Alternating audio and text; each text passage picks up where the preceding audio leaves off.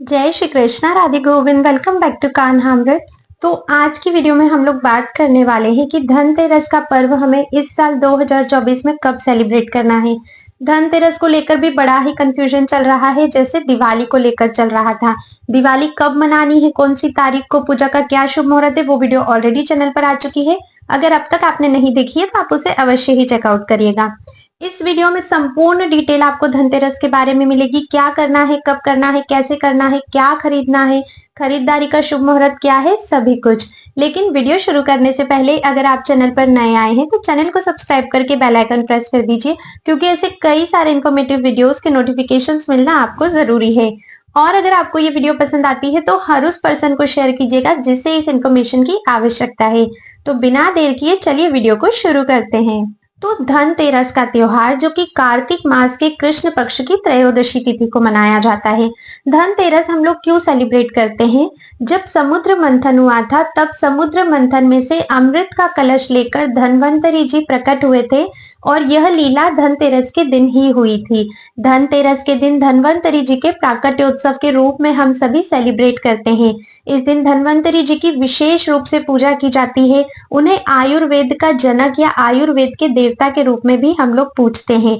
इस दिन कुबेर जी की भी पूजा की जाती है और माता लक्ष्मी की पूजा की जाती है। सबसे पहले जानते हैं कि इस बार हमें धनतेरस कब सेलिब्रेट करना है। तो देखिए, त्रयोदशी तिथि जो है वो 29 अक्टूबर को मॉर्निंग में 10:32 पर शुरू हो रही है, जो कि 30 अक्टूबर को दोपहर में 1:05 पर समाप्त हो जाएगी। तो ऐसे में धनतेरस का जो पर्व है वो इस साल हम लोग 29 अक्टूबर 2024 को मनाएंगे। इसमें कोई संशय नहीं है, आप लोग भी ज्यादा कंफ्यूज मत होइए। ठीक है, अब बात करते हैं कि धनतेरस पे पूजा करने का शुभ मुहूर्त क्या है। तो देखिए, पूजा हमेशा प्रदोष काल में गोधूली बेला में की जाती है। इस बार धनतेरस की पूजा का जो शुभ मुहूर्त है वो शाम का है। मॉर्निंग में देखिए पूजा नहीं होती है, क्योंकि दिवाली का पर्व जो है वो शाम का पर्व है, रात्रि में मनाया जाता है, और धनतेरस की पूजा भी रात में ही की जाती है। तो पूजा का शुभ मुहूर्त रहेगा शाम को 6:31 से लेकर रात को 8:12 तक। इसी समय अवधि में आपको पूजा करनी है। अब पूजा आपको कैसे करनी है वो भी मैं बताऊंगी। इस दिन क्या खरीदना है और कब खरीदना है वो पहले हम लोग जानते हैं। देखिए, धनतेरस पर ना खरीदारी करना अत्यंत ही शुभ माना जाता है। जैसे कि नाम से ही आप लोग समझ सकते होंगे, धनतेरस, यह दिन जो है ये हमारे धन में वृद्धि करने का दिन होता है। तो इस दिन आपको कुछ ना कुछ अवश्य ही खरीदना चाहिए।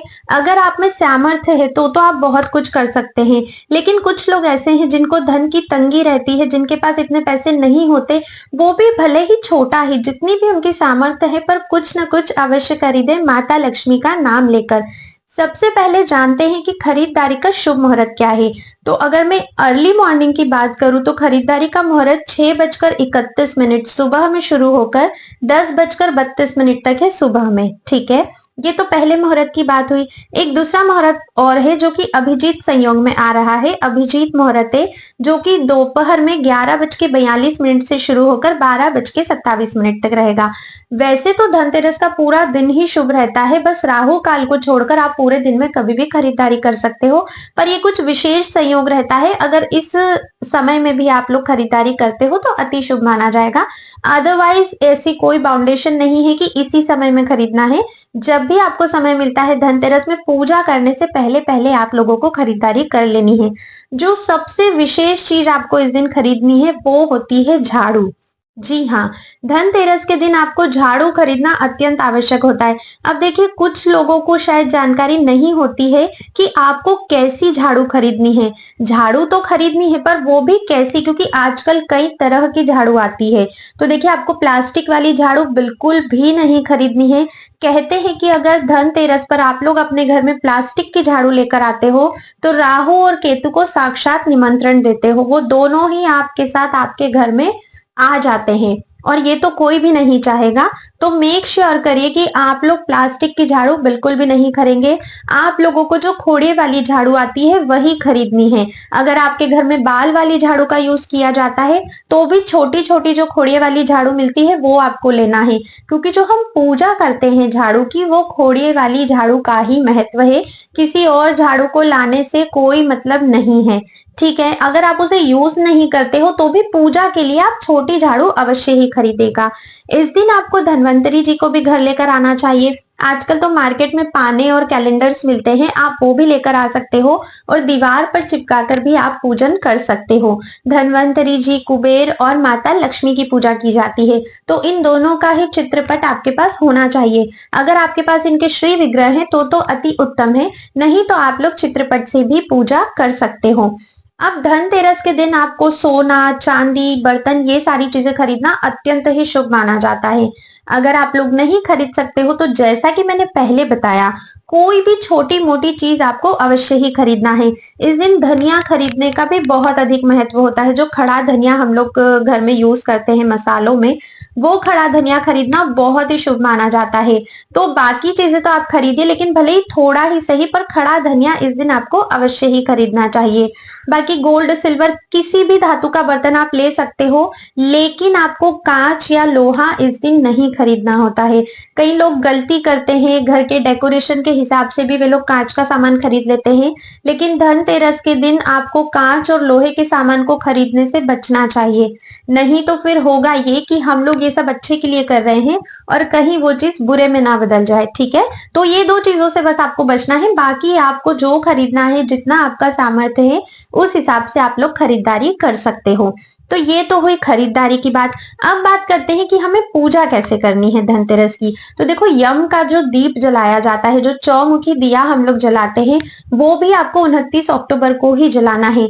यम का दिया कैसे जलाना है, क्या करना है, कब जलाना है, इस पर मैं एक सेपरेट वीडियो बनाऊंगी जो इस वीडियो के बाद आएगी। तो अगर अब तक भी आपने चैनल को सब्सक्राइब नहीं किया है तो सब्सक्राइब कर लीजिए, ताकि उस वीडियो का नोटिफिकेशन भी आपको टाइम पर मिल जाए धनतेरस से पहले पहले। ठीक है, अब बात करते हैं पूजा की। तो देखिए, पूजा के लिए सबसे पहले आपको एक चौकी बिछानी है। चौकी के नीचे पहले आप क्लीन कर लीजिएगा, पोछा मार लीजिएगा शुद्ध जल से। ठीक है, शुद्ध जल से साफ करने के बाद आपको चौकी बिछानी है। चौकी के ऊपर लाल या पीले रंग का कपड़ा आपको बिछाना है। उस पर भी थोड़े से कुमकुम और चावल से आपको शुद्ध कर लेना है। उसके बाद आपको, जैसा कि मैंने कहा, धन्वंतरी जी, कुबेर और माता लक्ष्मी की पूजा की जाती है। इन तीनों को अगर चित्रपट है तो चित्रपट को स्थापित करना है, और नहीं तो अगर आपके पास श्री विग्रह है तो आपको श्री विग्रह को स्थापित करना है। जो भी सामान आप खरीद कर लाए हो, गोल्ड, सिल्वर, बर्तन या जो भी कुछ आप खरीद कर लाए हो, उसको आपको पूजा में रखना है, क्योंकि उसकी की जाएगी पूजा। जो झाड़ू आप खरीद कर लाए हो, उस झाड़ू की भी पूजा होगी, उसे भी आप साथ में लेकर बैठिएगा। अब सबसे पहले आपको धन्वंतरी जी, माता लक्ष्मी और कुबेर जी को जल से छींटे देने हैं। उसके बाद उनका रोली, चंदन, अक्षत, इन सभी से आपको पूजन करना है और उन्हें पुष्प अर्पित करने हैं। माता लक्ष्मी को खीर अत्यंत ही प्रिय है, तो आप चाहें तो इस दिन खीर का भोग भी लगा सकते हैं, या फिर जो भी फ्रूट्स या भोग आपके पास अवेलेबल है उसका आपको भोग लगाना है। ठीक है, धन्वंतरी जी की इस दिन विशेष पूजा की जाती है, तो आप स्पेशली उनसे पूजा कीजिएगा, उनका प्रार्थना कीजिएगा कि वे आपको और आपके पूरे परिवार को निरोगी रखें। इस तरह से धन्वंतरी जी से प्रार्थना करनी है। माता लक्ष्मी से आपकी जो भी मनोकामनाएं हैं वो आपको बोलनी है। ठीक है, माता लक्ष्मी का मंत्र है ओम महालक्ष्मी नमः। तो अगर आप चाहें तो आप इस मंत्र का जाप भी कर सकते हैं, नहीं तो जो भी गुरु मंत्र आपको प्राप्त है या जो भी मंत्र आपको आता है, आप उसका जाप जरूर कीजिएगा। अब जो झाड़ू थी, जो सामान खरीदा है, आपके घर में जितना भी धन का सामान है, आपके बैंक रिलेटेड जो भी आपके डॉक्यूमेंट्स है, वो सारी चीजें, पासबुक, एटीएम, ये सारी चीजें, अगर बही खाते हैं आपके पास, तो वो, मतलब जिस भी चीज को आप अपनी असेट मानते हो, जिस भी चीज को आप अपना धन मानते हो, वो सारी ही चीजें आपको पूजा में रखनी है। उन सभी का आपको पूजन करना है। सभी को कुमकुम, चावल, हल्दी, ये सारी चीजें आपको अर्पित करनी है। इतना पूजन होने के बाद फिर आपको करनी होती है माता लक्ष्मी की आरती, या फिर आप धन्वंतरी जी की आरती भी कर सकते हैं। आरती की बुक्स भी मार्केट में मिलती है, या फिर आप ऑनलाइन भी आरती सुनकर कर सकते हैं अगर आपको नहीं आती है तो।